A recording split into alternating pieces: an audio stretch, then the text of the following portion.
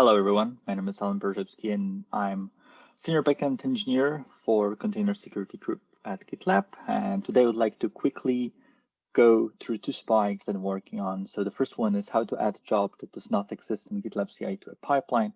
And the second one is how to run a scheduled pipeline with one security job.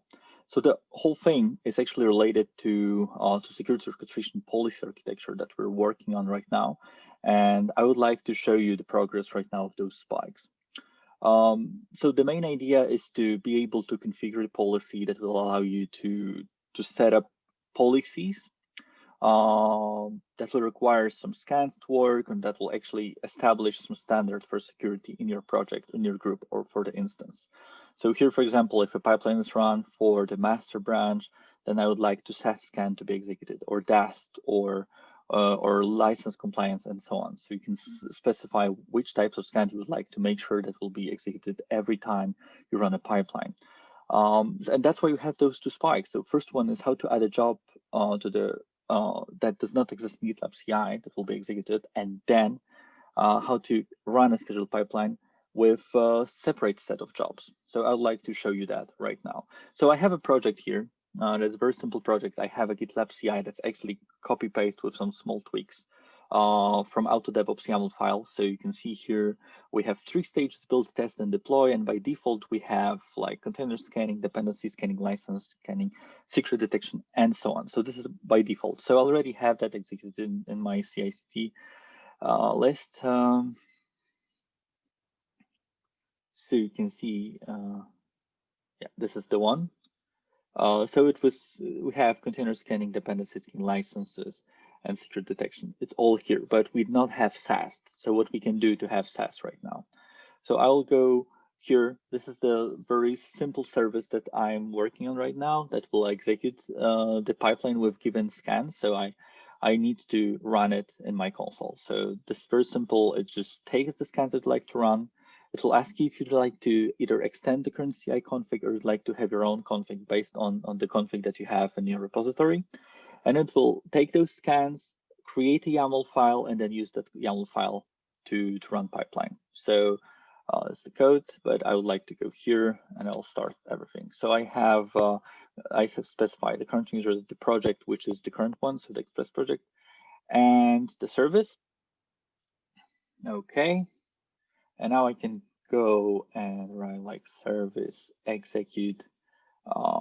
I would like to run it on master branch and simulate SAST without extending CI config. So actually what I would like to do is, so for example, I have a pipeline that is run and I would like to require license like SAST scan to run. This is what I would like to show you, like not the scheduling part, but the part that will actually like mean the action, right?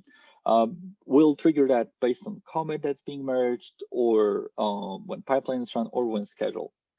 So you can schedule, for example, that, oh, I would like to run SAST every single day at 8 p.m., right?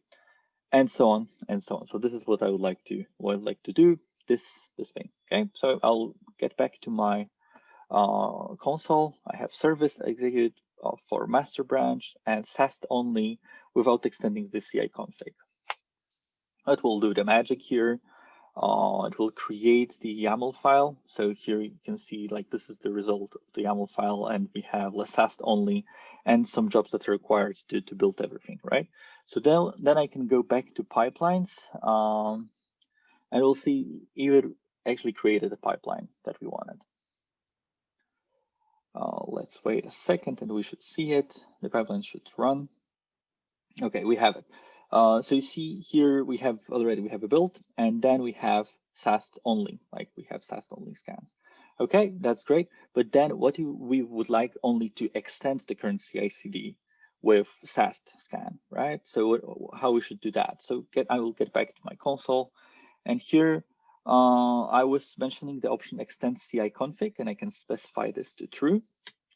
And I'll do the same. It will do the magic. It will create a YAML file, and this is the YAML file that was created.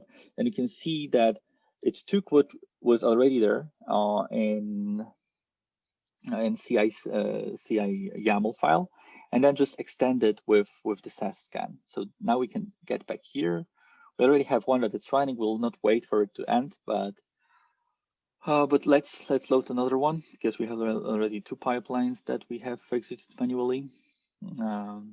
Okay, and here you can see after it was parsed, we have like license, test, container scanning, and then we have SAST. So this is exactly what we wanted to achieve. So we can add a job that does not exist in GitLab CI to a pipeline. And also we can schedule a pipeline with one security job. What is left right now is being able, when you schedule something here through like scheduling in the branch and so on, and I'd like to like scan it every 2 hours or so, I want to be able to see that as a developer, as someone that can actually modify everything, right? So I'll go to CI/CD, and then I should go to schedules, and then I should see here somewhere like the information. Oh, it will be executed at this time, and the SAST scan will be executed. The other thing that we need to make sure in the scope of those spikes is to make sure that nobody will disable the SAST scan. So, for example, I could go to my CI/CD configuration to YAML file. Let's see here, and I could specify the variable like SAST disabled, right? So, for example, you can edit it. And as it's being written in documentation, as it stays in documentation, and also it's also available here, I can specify SAST disabled, right? So we just need to make sure that if I'll provide here SAST disabled true, and then I'll commit those changes. Of course, nothing will happen. I mean, CI/CD will start, but we'll really not have any SAST scan here. But if I'll schedule it using like the configuration here, right? So do the same as I did previously, but with that variable set, I need to make sure that this variable is not being like saved in the YAML file, because we really want to make sure that nobody will be able to disable the SAST scan in the project and then expect the runner to not run the scan because of that variable that was set. So yeah, and this will not happen because and here we actually are setting the variables, all variables that we think are harm, that could do harm to the required SAST or any other security scan. We are disabling them, so we are setting them all to nil, and then we're just removing them from the variables list. So that's it. Okay, that would be it for the small thing. We're gonna work more to have more features, and that's just the beginning. Thank you so much.